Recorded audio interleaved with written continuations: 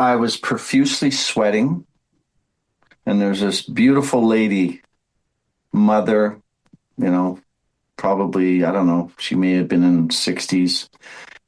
And she just sat there and she's watching me, like continue to wipe the sweat because, when you're been up for 2 days and it's pouring out of you, right? And she looked at me, she says, "Are you all right, young man?" And I looked at her and I go, "I am all right." She said, "Okay, I'm just asking." And I'll never forget her sweet voice. And it was almost like my mom was asking the question through her. Hello, everyone, and welcome to another episode. On behalf of Disciple of City, I'm Todd Carlton, and this is the Toddcast. Friends, we are currently in the middle of a evangelism initiative called 100K Harvest, where we're looking to see 100,000 Canadians hear the gospel message face-to-face across the country. We are partnering with over 200 churches and organizations in now 26 different cities. And if you're listening to this episode currently, and this initiative started at the end of April, we are currently at 9,172 gospel shares. We've seen 913 salvations across the country so far. Friends, we are also on YouTube. We are on Instagram at the Toddcast_DAC. Wherever you're listening, please subscribe and support and get these messages out of these fantastic testimonies.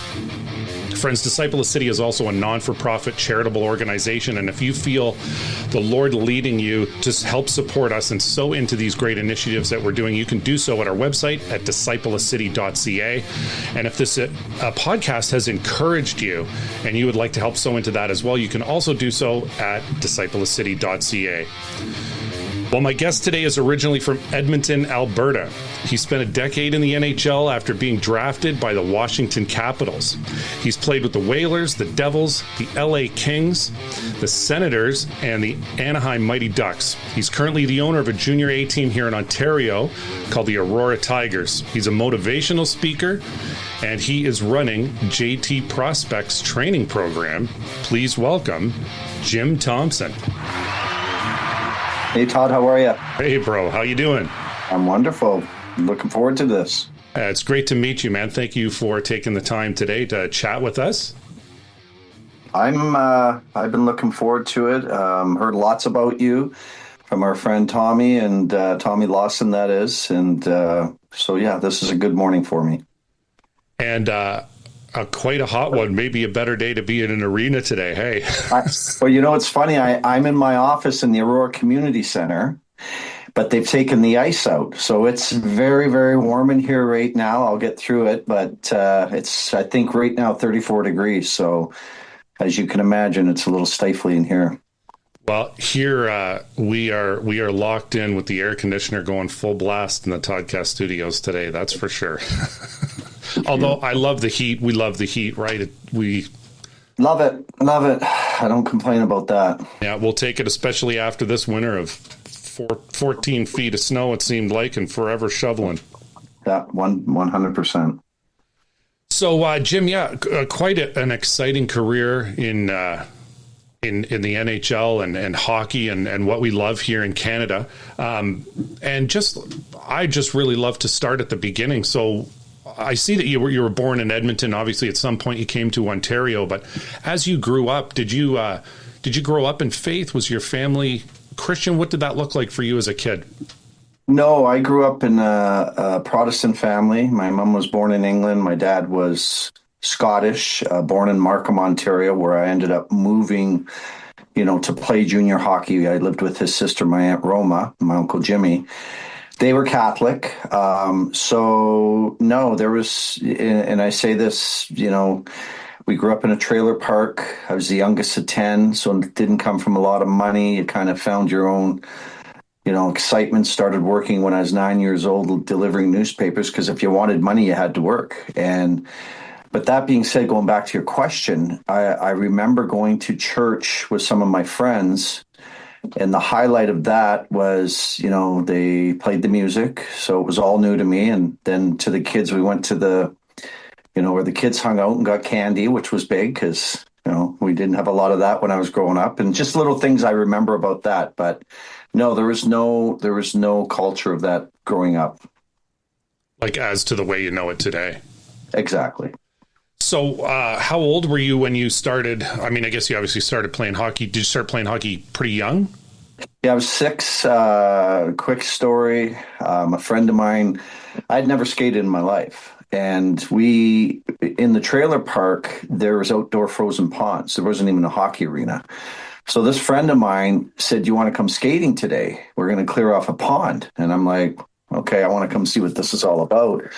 And he let me use his dad's skates. Now, remember, I'm 6 years old wearing, I believe they were size 10, if I'm correct. I'll never forget it. The backs were cut off, almost like speed skates. And I packed in socks in the front. And the most amazing thing for me and probably everybody there skating is I'd never skated. And I put these skates on and got on the pond. Couldn't stop, but I was skating from the minute I put the skates on. And I remember my buddies going, "You're lying. You skated before." And I had never done it. So that's where it all started. Fell in love with it. And, it was the rest of the journey was history as far as the passion and love for hockey. So you're like, if anyone's seen that reel that's floating around of how a Canadian's born, where they come out of the ice out of a hole with skates on and they just in a start sense. You know what, Todd? That's a great commercial. But yeah, it was just so natural, and my father was in hockey. He was one of the top players in Markham. His story or journey was he was going to be protected by the Boston Bruins in the original six. And he went to World War II at 17 years old, fought for 4 years, and was a sergeant, was honored got a citation from General Montgomery, which I have, which I'm very proud of. And he came back, and obviously hockey was over for him, and he became a professional chef up in the oil rigs in Alberta. So the hockey bloodlines were there, unbeknownst to me, obviously, that I hardly saw my dad growing up because working in the oil camps, he'd be gone for 2 weeks and only home for 2.5 days my whole upbringing, right? So didn't really get a lot of time with them. 2 weeks up there and 2.5 days home and then back That's again. Right. Then back again. So I'll never forget it. He'd arrive about 4 o'clock on Friday. And again, that was exciting. Pull up to the trailer, and being a chef in the oil rigs, he'd come home with a bag of goodies, chocolate bars and Macintosh apples, which were like gold back then. And then he would leave Sunday about 2 o'clock, and he'd be gone again for 2 weeks. So, I say this, obviously he had his job to do for his family, but, if he took me to 6 hockey games my whole career, I'd probably say that was a lot. And not that he didn't want to, he just wasn't around. So I had depended on, and my mom never had a driver's license. She had 10 kids, was from England.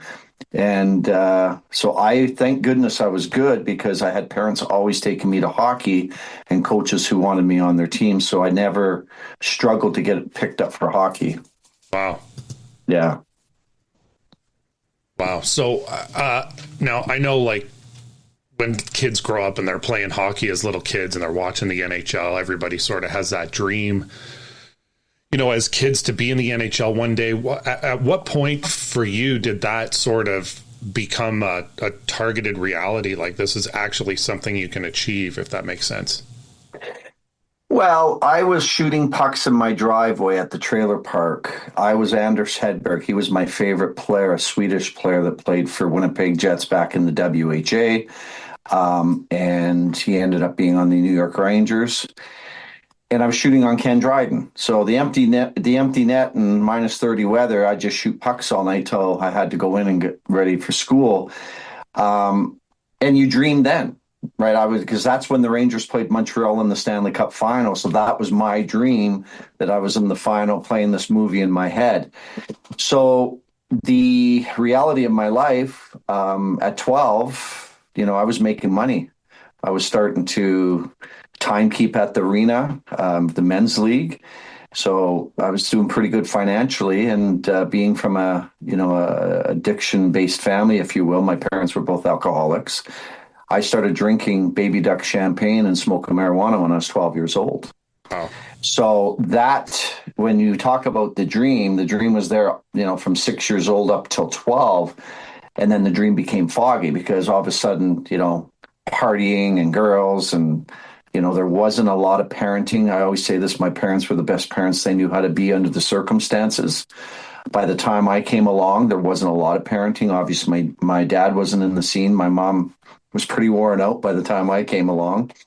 And so I did my own intervention at 14 because I was a good hockey player and told my mom I wanted to quit high school.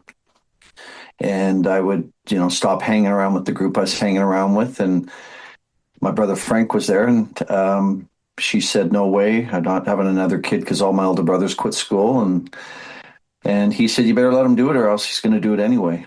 So what happened is she let me do it. I took correspondence taught, which was a home-based schooling. My brother set up a makeshift gym in my living room in the trailer. Used the coffee table as my bench press, and you made do. And I walked over to a rink called Parkland Arena every day to play pickup from 10 till 12 with the adults. And they're all wondering, why is this young kid here? I was 14 years old at this point. So that was my intervention of getting out of this lifestyle because, hockey at the end of the day was my passion in my life, which it turned out to be.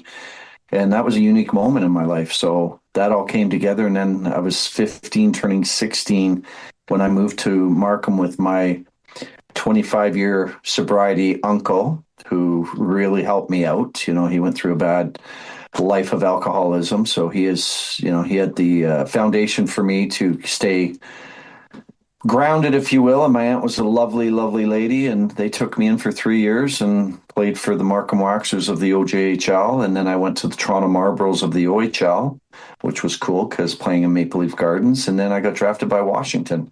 And then, obviously the career goes from there. But my foundation as a child, like the people I grew up with, some friends, some acquaintance, they till this day say, "How did you do it?" Because they knew how out of control I was at those crucial years of childhood, right? And I always say this, respect to trailer people who lived in the trailer park, because I lived, my whole childhood there. So I have a lot of respect for it. Every time I go back to Edmonton, I do my 15K walk in the trailer park and reminisce about memories. But when you watch the Trailer Park Boys, the movie, the show, it's not far from that. It's a lot of alcohol, a lot of that lifestyle, and call it what it is. It's low rent living. We had no money, and that's you scrape by to feed a trailer full of kids. Yeah. Was there any sort of Christian influence to you up until, so you brought us up to when you got drafted to the Capitals? Was there, obviously you had some good people because they were helping you with hockey and stuff. Was there any kind of influence, or did that come later? I'll tell you when it first happened. So playing in Washington, Mike Gartner was, strong Christian. Him and I are talked today. I actually saw him not long ago at a restaurant with his family, and he would give personal Bibles out at Christmas to all the players. Not knowing anything about Christianity or, taking much interest in it, I never thought much of it. I don't have that Bible. I wish I had that Bible today, because it was so nice. He had our names on it, and, Mike Gartner is a Hall of Famer and just a wonderful, wonderful man, family man, just a great guy. So that was my first kind of look at, wow, okay, that this was different. And then as my career went along, playing in Ottawa with Laurie Boschman and a couple other guys who were, in strong into Christianity, I started to, pay attention a little more. So then, where I first really, really got introduced to it was when I met my wife now, Rita. Her name is Rita. Strong Christian-based family. And, that was where I stopped swearing. That was where, culture changed, and just little things that, she never said a word about my swearing. Not that I was a big swear, Todd, but, she just one day said, "I would prefer you don't use the F word." And that's when that seed was planted where, unclassy, where's the class and all that. So that's kind of, and started going to church and following my own journey here that has changed my life. So a couple interesting things there. Well, first of all, same thing with me. With growing up in Catholicism or whatever, some parents that were part of that, but same, I met my wife who came from a strong Christian background. And so there's some similarities there. And friends listening, watching, just to preface, it's not, especially if you're listening from a different country, and maybe it's the same in your country, but nothing wrong with Catholicism, Anglican, if that's what you said, or Protestant. I can't remember which one, but well, and let me stop you. I got to tell you this story before I forget. So I'm now living with my aunt and uncle who are strong Catholics. Okay. Yeah. My aunt had a prayer meeting every Tuesday. She had all the ladies over from the church. So I come home from school on a Tuesday, and all these women are sitting down in the living room, and she's introducing me. It's the first time I've ever met them. And one of the ladies said, "So what religion are you?" And out of my mouth, I go, "I'm a pedestrian," right? And my aunt goes, no, Protestant. I said, "Oh, yeah, Protestant," right? So we tell that story till this day. My cousin was there, but that's how educated I was in religion at that point. But yeah, certainly, like you said, things changed. Yeah. And I just wanted to say that, there is passionate believers in both of those denominations, right? And it's just that for a lot of us as Canadians, for you, perhaps, and definitely for me, it's that it was more than an actual connection. For some of us, it's like cultural. Like for us, you're belonging to a denomination just because it seems like it's just part of your culture, but it hasn't actually come real to you yet. But all that to say is that in those denominations, there are definitely passionate believers, like your, weekly prayer meetings and stuff like that. We've heard a lot about Mike Gartner too on this show. I've heard a lot about him this is our 4th season, and I've heard about him from the beginning. We've actually had Laurie Boschman on this show. So it's funny. Wonderful man. Great guy. So as you get introduced to all these things, with Mike and Laurie and stuff, and your wife, did you have a moment where something sort of shifted, where things maybe that you believed in, where things sort of became more real to you? Yeah, I do. We were at church, and they had this play. They did a play, and not funny, but they wanted me to play Jesus in the play with my long hair and my beard. And I was a little bit, I should have done it, but I was a little bit gun shy, and they had somebody else play Jesus in the play. After I watched, I'm like, damn, why didn't you take on that role, right? It's a big role. There's a lot of pressure. Well, it was a beautiful, hour performance that they put on. So at the end of the performance, they basically opened up the front to say, if anybody, has, a feeling or something that that came out of you after this performance, come on up to the front. And it was, I walked up to the front, not even realizing I was walking up to the front, left my family in the aisle, and I just went up there and, as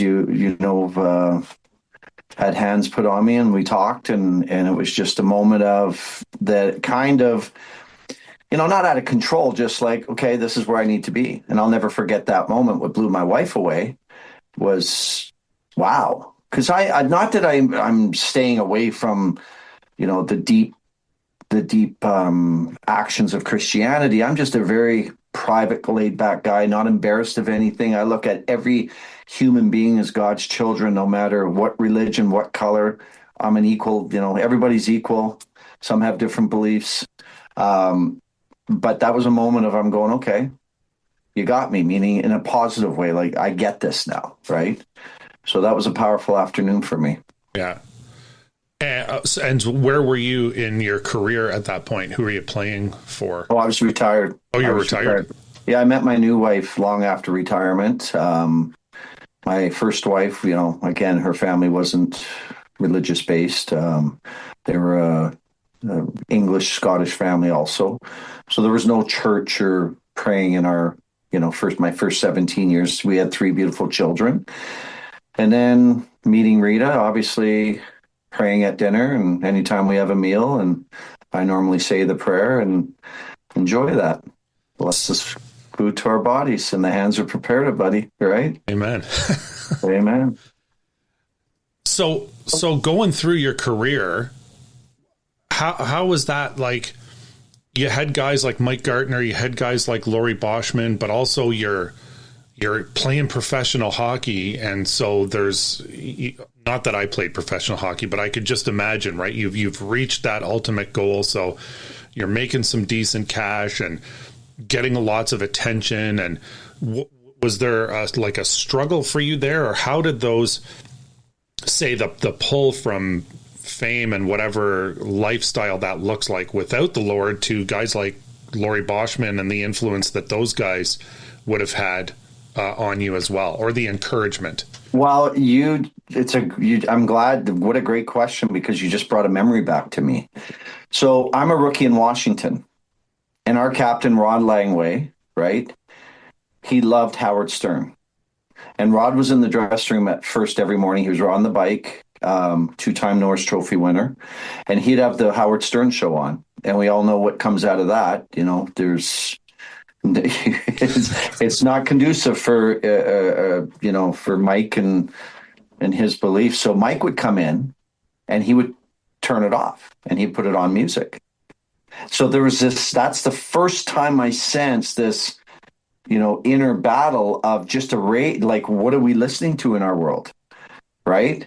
And it's funny afterwards, later in life, I was skating at Mike Owens hockey arenas here with Wes Jarvis, who's also a great fella. And I said to Mike about that situation, and I thanked him. I said, I wish I would have paid attention more. And he says, it's not about time. There's always a time. He goes, look at you now, right? It took time, but there's always a time. But I said, that was a time where I was going, good and bad, because again, Howard Stern is a very, very successful, wealthy talk show host that, talks about a lot of things that Christian people wouldn't want to listen to. Right.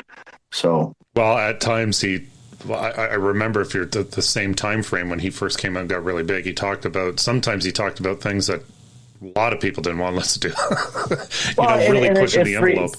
100% freedom of speech. But that's where the first, radio on, radio off thing. And that became kind of this division in the dressing room, Bible thumpers to rock and roll party life. Right. And it was this little bit of division. Right. Yeah. Yeah. So, dude, we've made a connection just before we jumped on the show with music, similar music tastes and stuff. I came to faith later in life, and so music greatly influenced me, and I went down a path of that genre of music pretty deep before I came to know the Lord. Did you have a similar experience in that? Well, that you're willing to share? Well, 100%, right? Because my favorite group of all time is U2, which is a Christian-based band. So here I am, all from the 80s. New Year's Day was the first song that I fell in love with them back in, I think, 81.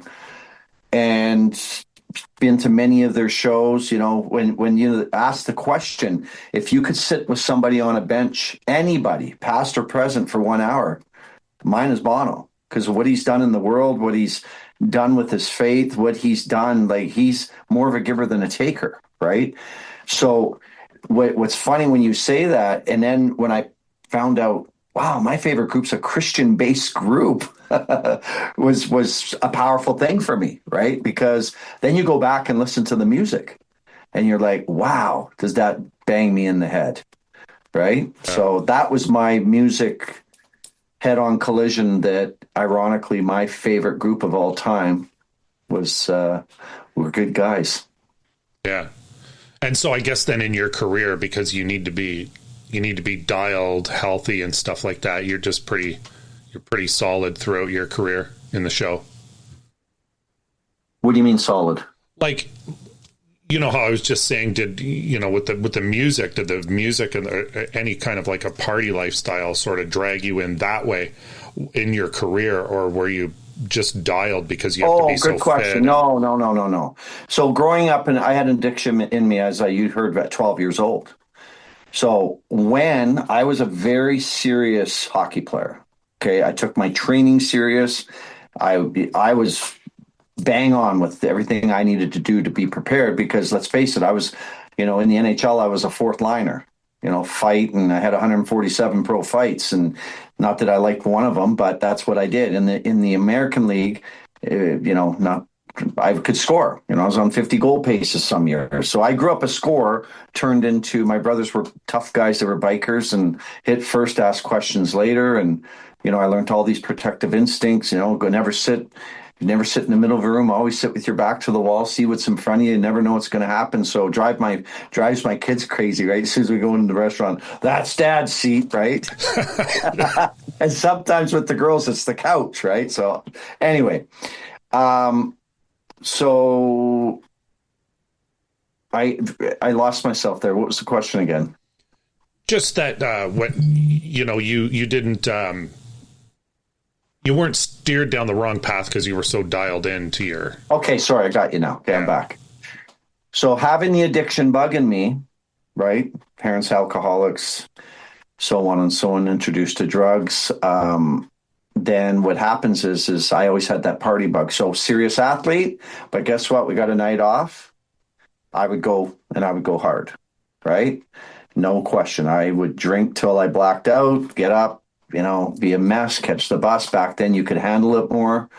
I've been sober for 18 years, so I haven't had that issue, but yeah. So I was very serious, but when we could let loose, I let loose 100%. Yeah, and I guess when you're young, you can kind of do that for a while, but it'll take a toll on your body. Eh? Yeah, it takes a toll. It takes a toll. And when people say, would you change anything? And Todd, I say this, how I help people today is from my own life experiences, right? So when I do an intervention or go into a family crisis and help that family or help somebody who's suicidal, I was 3 times this close to taking my own life. And it's my experience that helps them, not the book, not school, not, nothing. It's what I lived, which is my story, right? And so, the blessing today is, would I have changed anything? Yeah, I wish I wouldn't have partied as hard as I did when I partied, right? Like waking up, not remembering what you did last night, that's pretty dangerous, Yeah. How did I get home? Looking out the front door, praying that your car's not there, that you drove home. Pretty reckless lifestyle, but that's the life of addiction, right? Yeah. Yeah. So you helping people in intervention, yeah. Can you talk about that a little bit? Love it. So in the book of sobriety, 2 years of sobriety, you can start helping people. So I just celebrated my 18th year of sobriety. I'm in my 19th. And right away, because of, me, I love to help people. I love to, I don't like to see sad situations. So any way I can make a situation better, that's what I have in me. So I started helping families. I started in word of mouth. Can you come? And then it, spiraled into, hundreds of interventions. I've driven more people to rehab, intervention, getting my truck. Same thing I did. My ex-wife put me in an intervention, saved my life. And I went up to a place called Newgate 180 in Merrickville, Ottawa. A lot of N.H.L players go there.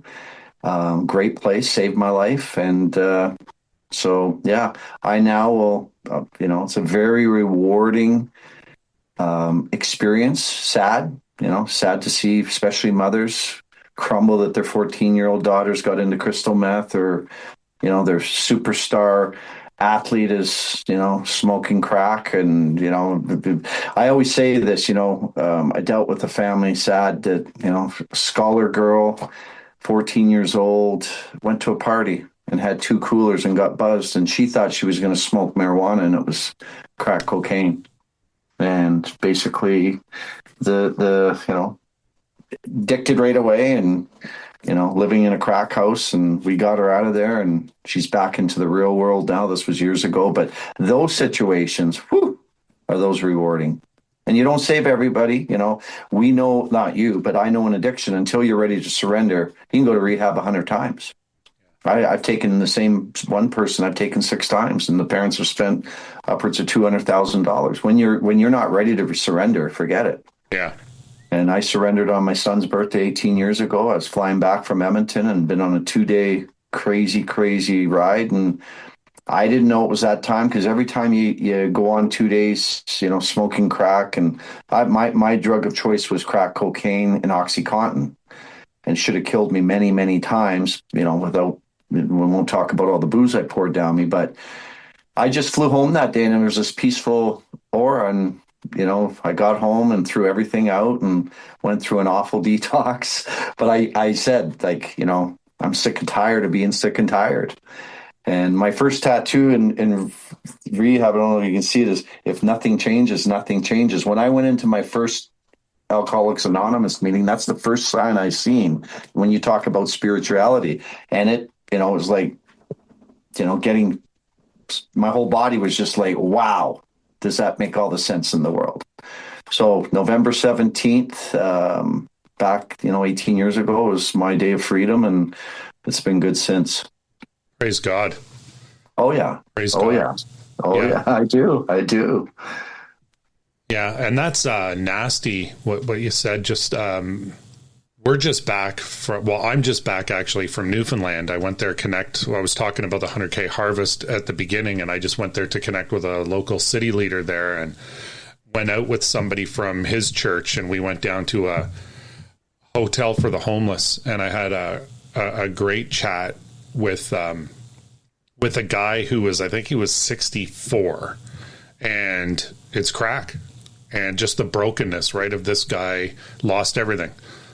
Everything to it, lost his family, lost all his money, lost his house, wife, everything. And just really the depth of brokenness. And really thankful for people like yourself who are, willing to help and minister to these people, because there's a big thing in society of compassion burnout, where you see it. And a lot of people, you get groups of people, they don't know what to do. You got people that are burned out and think, well, you just, you're never going to. But there is a lot of truth to the fact of you have to want to be free. Right? You have to. I've been doing this, like I said. And until somebody's ready to surrender, that's what Theo Fleury, who played a long time in N.H.L. I don't know if you've ever read his book. And he uses that phrase in there, I surrendered. Finally, I surrendered. And that's the truth of it.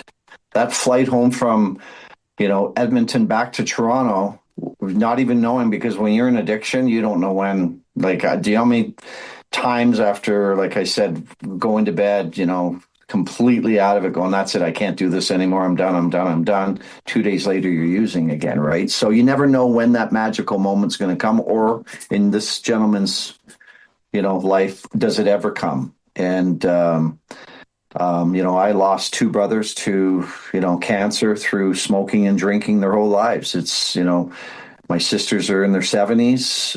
All three brothers lived hard, and they all died in their 60s, right? Science is science. You're going to live hard, probably going to shorten your life. And, that's another thing that I, preach, if you want to call it that, in my hockey team, I don't allow chew, I don't allow vaping, none of this stuff. And I traded a player that was very good because he wouldn't stop vaping. I said, it's going to kill you. Sorry. Well, my parents allow me to do it and it's legal. Beautiful. You're not doing it here. So I'm, because again, my foundation growing up with it, I've watched it all, and I lost both of my parents to smoking and drinking. My two brothers, one got killed in a car crash because he was going to get more beer at 3:00 in the morning. Back in Alberta, you can go to off sales in a bar. Wow. So they took off from the cottage, and no seatbelt, and the truck rolled over top of him. That was his life, right? But all based around this lifestyle. And I always say this, as parents always said, nothing good happens after midnight. And, a lot of our tragedy in our families is to do with drugs and alcohol. And that's just the truth of it. That's the science of it, right? Yeah. So that was, and I don't want to make this government based, but being addicted, I was addicted to marijuana. I needed it. Like, I was a bear without it. So I was smoking, like, just, I needed it. And when, I saw the government legalize it, I was just like, oh my gosh, this is going to destroy our youth. These kids are on gummies and all the stuff that's out there available. It's I'm not getting into the politics of our world, but being a former addict, I'm anti-drugs and anti-alcohol. I've watched more people ruin their families and lives, in drunken, stupor states that they wish they could return. Just take that night back, right? Yeah. And I'm not laughing because it's not funny. Yeah. No, I'm with you too. It's a disturbing thing for me to see, and I don't want to be around it. Sorry. I don't want to, I tell my wife I don't want to be the guy that's, the goody goody, whatever you want to call it. But because of my past and how I watch it destroy, going to a function and watching, people my age out of control because they're under the influence, I'm just not about it. And I don't want to judge. I'm not judging because that was me. And when I look back at some of the dumb stuff I did, Todd, it makes my skin crawl, right? Yeah. And just that's all alcohol and drug based. Sorry. Yeah. So I know I don't want to get into that too much, but that's my foundation now. I'm anti. Yeah. And you know what? Hey, I'm on the same page with you because I came out of that too. And at the time it seems like it's fine and it's in control, but it's not, right? And it's just like and same thing with you, not judging, whatever, to each their own, but you see it suck you down a rabbit hole. You know what I quote, or what it was for me, and you'd know this, but Guns N' Roses, Mr. Brownstone, and that lyric in that song of I used to do a little, but a little wouldn't do it, and a little got more and more. Yeah. Right. And it just that's just the truth, right? It's sort of, but. Listen, there's a saying, one is too many and 100's not enough. And that was me. The minute I tasted it, true story. I'd be sitting in a place up here, Shoeless Joe's, right? And I knew that after my third big schooner beer, if I ordered my third, meaning if I've had two, by the time I told the waitress I'll have three, I was speed dialing my dealer, right? That's how that's how programmed the addiction was. Yeah. And then that could go on for 2 days, right? We don't sleep on those drugs and destroy. Yeah. So, Jim, can I ask you, on the plane, going back to that plane ride, yeah, for you, because you had mentioned, you want to, you go to bed and it's like, oh, I'm never doing this anymore. And then you wake up and. Well, you don't go to bed. You lay in bed sweating and in a serious depression because you don't sleep when you're on those drugs, right? You eventually fall asleep, and that's normally when the birds are singing and the sun's out. There's that story, the birds sound great, or you'd want to, you know what I'm saying. So yeah, but anyway. But just having those feelings of I'm not doing this again, but we do, right? Or addicts do. If you take yourself back to that airplane ride, what was different for you? What was going through your mind, your body that made that moment different? I was profusely sweating, and there's this beautiful lady, mother, probably, I don't know, she may have been in 60s. And she just sat there and she's watching me, like continue to wipe the sweat because, when you've been up for 2 days and it's pouring out of you, right? And she looked at me, she says, "Are you all right, young man?" And I looked at her and I go, "I am all right." She said, "Okay, I'm just asking." And I'll never forget her sweet voice. And it was almost like my mom was asking the question through her. When I reminisce about that, because it wasn't like she was trying to get away from me or screw me. She knew I was struggling. And I got off the plane, got home, and I was walking around real calmly. I'll never forget. I was just like, can't do this anymore. And when I dumped, this was a big one. Because when you're on OxyContin, I had 12 surgeries, Todd. I had some serious pain go through my body during my days, broken back, shattered heel, some real tough, broken pieces that were painful. I'd never experienced the pain of detoxing from OxyContin, and anybody who's done it and did it cold turkey knows what I'm talking about. My bones were crumbling inside my body. It was 7 days of torture. For the first, week, I couldn't walk. I crawled to the bathroom. No, true story. Couldn't get on my feet. And that was the toughest part. right? Was cleaning all that garbage out of your system.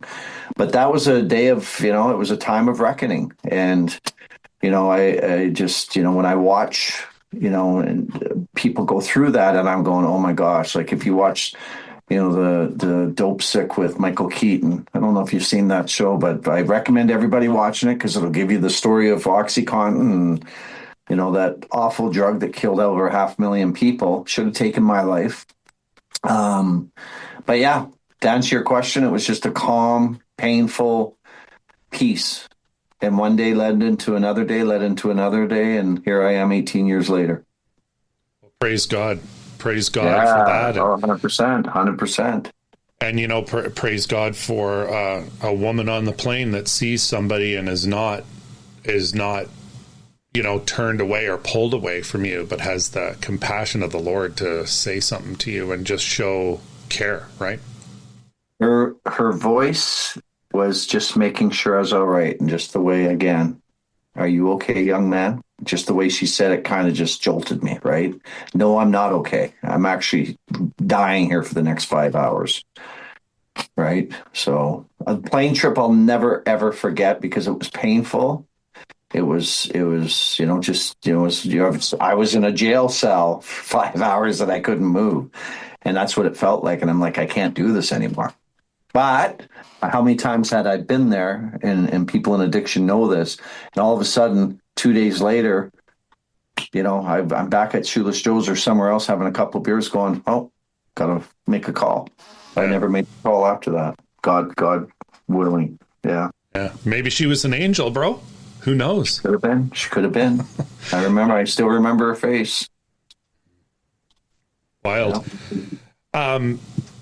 Well, so you've been helping people with recovery and stuff, which is awesome.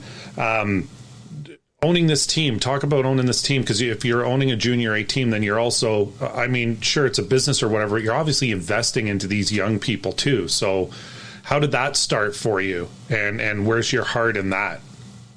So purchased the team 11 years ago. My wife and I both had a boy that played. They played in Ottawa, Canada, and it wasn't a good experience. And a friend of mine owned the team and called me up and said, hey, I'm selling the team. Would you be interested in buying it? And originally it was for a better foundation for our kids to play. And then obviously our kids left, and here I am 11 years later.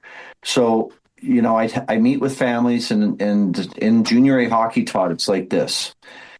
You spend a lot of money and buy in the best players to win a championship. I tried it twice, spent a lot of money, got to a conference final. After the second time, my wife said to me, is it worth it? And I'm like, no, because you don't make money in junior hockey. So what our philosophy is in Aurora is develop, mentor, and get them scholarships. Our goal is to make the playoffs. And if you get into the playoffs, then, you want to go deep. Then, with goaltending hockey terms, you never know. But our goal is here not to win a championship. I know that freaks a lot of people out because, winning is everything. Winning to me is a good culture, a good foundation for people entrusting me with their kids. Zero drinking, zero drugs, zero chewing, zero vaping, all these nasty habits that I won't allow. And at the end of the day, we want to get their kids what they sign up for and invest in scholarships to get off with school.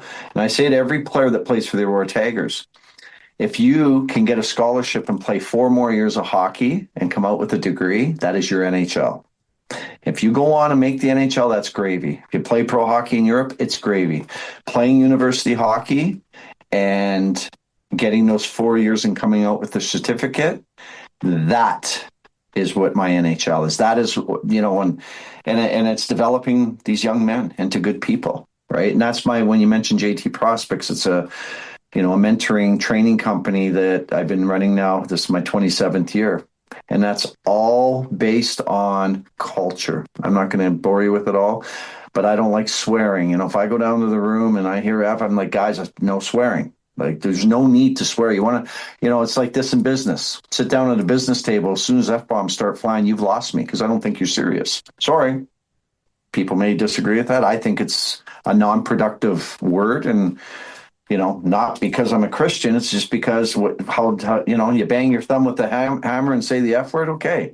But to sit there and have a bunch of 17 and 18-year-olds swearing, that whole culture is not for me. So again, Aurora Tigers, it's all about culture and getting these kids on to the next level with some foundation. Well, actually, that's really interesting that you say that. I like that because we're in a culture that's pulling people the other way, right? Because you see in minor hockey, not to, and again, not judging, but I may have had a kid that was in minor hockey where that kind of language is going around in the dressing room, and they're kids. They're not even like at the age that you're talking about, right? They're kids, and to a lot of people, I don't know. I appreciate, anyways, having a culture, having a place where kids can go and see that, that doesn't have to be that way. There's more to it, and having the focus. It shows that you care, actually. Well, I had this conversation. We just played in a big tournament this weekend called the TEP. And a guy was talking to me about the unraveling of minor hockey. And I said, let me ask you a question. I got 3 kids. This is how I judged the event I took my kids to, whether it was dancing, soccer, whatever. They get back in the car and they talk about how great of experience they have, how they love their coach, how they can't wait to go back. I'm in the right spot. Or they get in the car, he's using the F word, he's swearing at me, he's telling me I'm no good. I don't want to go back. Those are your 2 options. So, we're trying to make our world better. We're trying to make these volunteer coaches, I admire them, all of them, in every walk of life. But where do we get off using these words with 10 to 11-year-old kids? Because we're trying to win a trophy and get to the N.H.L. ourselves. Like, some of these coaches think they're going to be the next, Paul Maurice. No, you got 15 impressionable young people there that your responsibility on behalf of the parents is to give them a good foundation of happiness.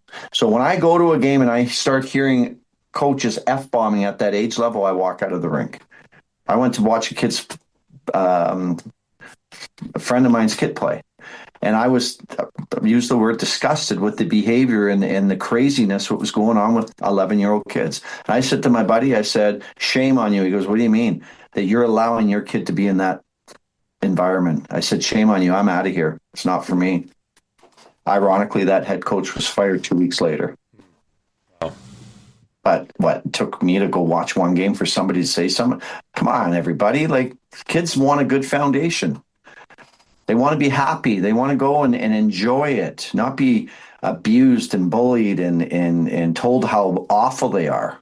They're kids. Yeah. Even at our level, junior hockey, they're young adults trying to figure it all out. I got mental health coaches that I employ on my hockey team because these kids are under such duress and such stress that I'm just getting a call here. I got to hang it up. Sorry. That I have them talk to them, and it's confidential. School and girlfriends and parents and what else? You know what I'm saying? And so I have these people work for my hockey team because I know when you talk about mentoring and all this stuff, how much people need to talk. Bell Let's Talk is a brilliant thing. Yeah. Yeah. A lot of pressure. Yeah. A lot of pressure. I had a call come through. Did it beep on your end? No. I apologize if it did. Oh, beautiful. That's okay. Yeah. Okay. We're all good. Good. Jim, you want to plug your JT prospects? Like, if there's people we have people listening, praise God, all over the world, which is awesome. But for people that are more local that are hearing this and that might want to look into that JT prospects, it's a website. Well, I appreciate that. I would rather, my website tells my life story, which to me is more valuable, and that's Jim Thompson Streams, no P in Thompson. If they wanted to follow me on Instagram, it's a picture of Ovechkin and I sitting together. It's Jim Thompson 33. That is my Twitter and Instagram, and that would be information on my JT prospects and what I do. But yeah, back my website, some good. And what's on the website I love is because back when I played with the Kings is when all the movie stars would come around. So if you go to the the pictures, the gallery on my website, you'll see Tom Hanks, John Candy, Sylvester Stallone, Kurt Russell, all these longtime movie stars that used to come down to our dressing room. Two of my favorite were Ronald Reagan and Nancy Reagan came to all our games. It was really cool. So, and obviously the Secret Service that followed them in, which, we're sitting there going, wow, this is wild. But yeah, some neat things I saw in LA. But yeah, my website would be fun to check out. Well, and you got to play with the great one. I did. A quick story, I grew up in Edmonton and I was a free agent out of New Jersey. So I had 4 teams that wanted to sign me. Detroit was the best fit for my style because they needed some toughness. So I agreed to a contract with Detroit. And my agent called me the next morning and said, LA just matched the contract, but we're not going to go there because they got, McSorley, Jay Miller, a lot of physical players. He said, you'll end up in the minors. And I said, his name was Steve Bartlett, Sports Consulting Group. I'll give him a shameless plug. Great man. Helped my career, helped me after hockey. I said, no, Steve. I said, I want to play with my idol, Wayne Gretzky. And he's like, it's a bad decision. I said, I'll figure it out. Sure enough, and started in the minors. Fought my way up to play with my idol, Wayne Gretzky. And at that time, Yeri Curry, Marty McSorley, Charlie Huddy, Mike Kushiniski, Paul Coffey, all the Oilers, were around the LA Kings, right? So, yeah, that was a special time. But that was a dream. There was a great dream. Wow, I can play with Wayne Gretzky. Growing up in Edmonton, watching him play, my oh my. Yeah, Canadian dream right there. Yeah. That's so good. Jim, thank you so much for taking the time to share your story with us. Really appreciate that. Great to hear your story and your journey throughout your career, and especially now what you're doing today, influencing people and just being a positive influence in hockey for all these kids and helping people get scholarships. That's really great. Final question for you, my friend. You talked about an individual who was vaping, was doing something, and you were very adamant about, hey, it's not going to happen here. And in that situation, they're looking at, well, it's legal and these people say it's okay, but you don't. If someone like that, or in that situation, somebody came to you, or that person came to you and really wanted to know more of your heart about why you're being so adamant about that, and then you saw an opportunity like Mike Gartner had with you and Laurie Boschman and stuff, what would you say to them? So this was I'm a 3-strike guy. I never give up on a person, but I feel after 3 minor interventions of the risks, the rewards, he promised me he would quit. I opened up the door, looked outside, and he's in his car and the puffs of smoke are coming out. Right. And that's when I said to him, if he would have came in to help, I would have helped him, Todd, till, that's what I do. But he was bigger than the help. And when he brought his parents into it and said, they allow me to do it, I said, okay, I can't win this one. So I can't have you here influencing my other 23 players, because those parents are depending on me to keep this garbage away. Yeah. Right. So back to your question, I'm here to help anybody if they want the help. Right. But if it's I call it smoke and mirrors, just to appease, the program and the culture. No, not. It's just I sniff it out because, again, my lifestyle, I can pretty much figure out. Quick story before we go. One of my players, how are you doing? They all walk in right by my office, and then all of a sudden, the player was hiding under his hat. I'm like, that's different. So I did my due diligence to find out that he had some issues off ice, and we got him help, but it was just a change quickly in demeanor that I realized, he may have an issue. And the most beautiful thing is he comes back now as a man and thanks me for taking the interest in his addiction and helping him in his life. That's awesome, man. Again, Jim, thank you for sharing, and thanks for your genuine compassion for people like that individual that came in, that you saw that and that you reached out to them and helped them. Thank you, Todd, because you did more for me today than I did for you. And I'm going to have a wonderful day today. Thank you. Thanks, man. Bless you. Bless you too.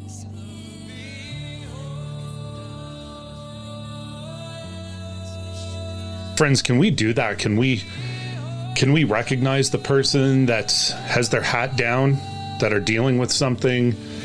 Can we be that firm? I really appreciate Jim's firmness and his stance on these things of wanting to see people successful and at the same time not judging, but just being firm to bring people to where they need to be. Special thanks today to Tom Lawson for making this connection with Jim and myself. Thanks to executive producer Caden Carlton, Toddcast Media Relations Sheila Jitty. Friends, be blessed, and we'll see you next time.